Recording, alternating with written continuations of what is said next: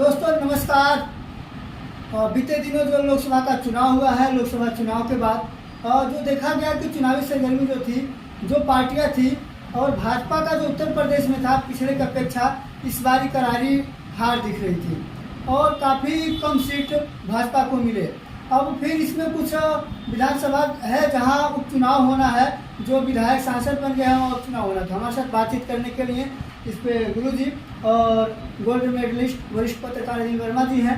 जानेंगे कि यूपी में आने वाला जो विधानसभा का उपचुनाव है उसमें क्या परिणाम होगा। जिस प्रकार से लोकसभा चुनाव में देखा गया था, क्या उसकी अपेक्षा इस बार क्या रहेगा? आप सभी लोग को नमस्कार। देखिए, चुनाव परिणाम तो अभी नहीं बताया जा सकता है, लेकिन एक अनुमान है, एक अंदेशा है। अभी यूपी की सियासत में 12 सीटों पर उपचुनाव होने हैं। इसके पहले आपने देखा लोकसभा चुनाव हुआ, फिर कुछ प्रदेशों में उपचुनाव हुआ।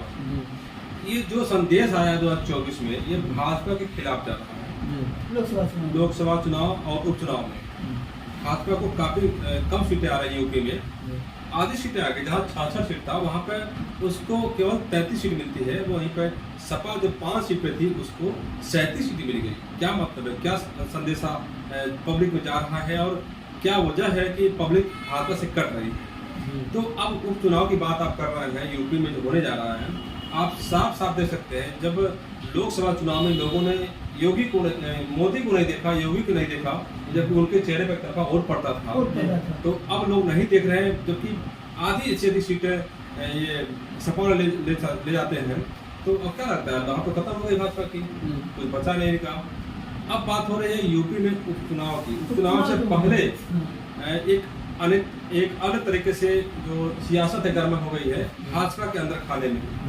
योगी मुख्यमंत्री योगी आदित्यनाथ को लेकर के जो दूसरा खेल में है, वो नहीं चाहता है कि दोबारा मुख्यमंत्री बने, और इसीलिए वो जुगत में लगा हुआ समय का इंतजार कर रहा है कि कब योगी जी कुर्सी से हटे और उनको मुख्यमंत्री बना दिया जाए। अभी आपने देखा 2 कैबिनेट के मंत्री योगी जी ने बुलाया था, मुख्यमंत्री ने बुलाया था, लेकिन केशव प्रसाद मौर्य उस मीटिंग में नहीं पहुंचे, कुछ और लोग भी नहीं पहुंचे थे। और बताया जाता है इन लोगों में अनबन चल रहा है, जो शाह है, अमित शाह है, और योगी जी में कुछ अनबन सा बताया जाता है।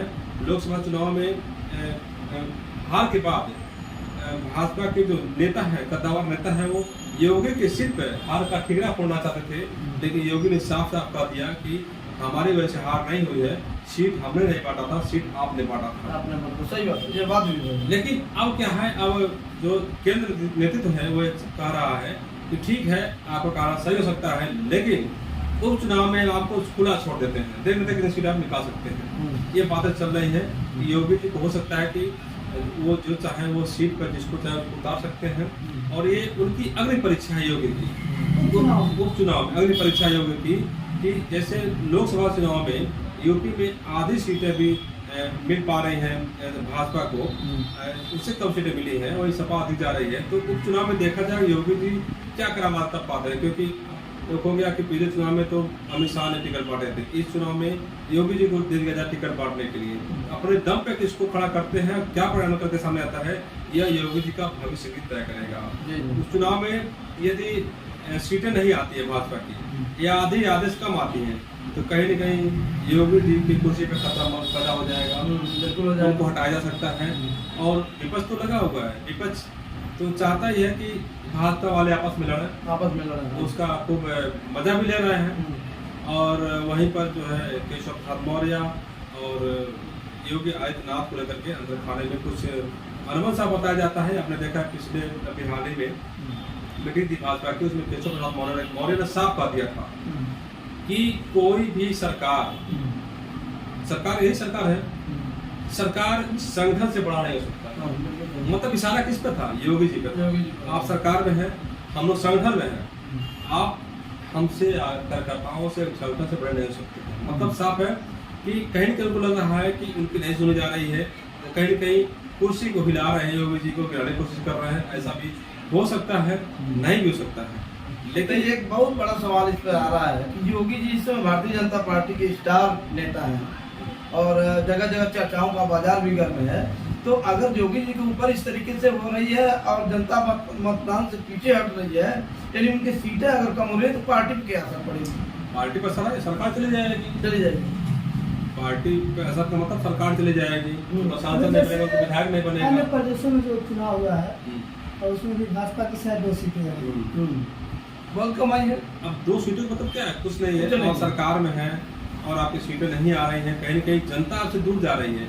आप अपने तरीके से समीक्षा कर रहे हैं, हार की वजह तलाश रहे हैं, अपने को बचाते हुए तलाश रहे हैं। क्या मतलब है इसका? जनता के पास जाइए ना। जनता क्या है मैं बता दूं आपको, जनता क्यों नहीं पसंद कर रही है।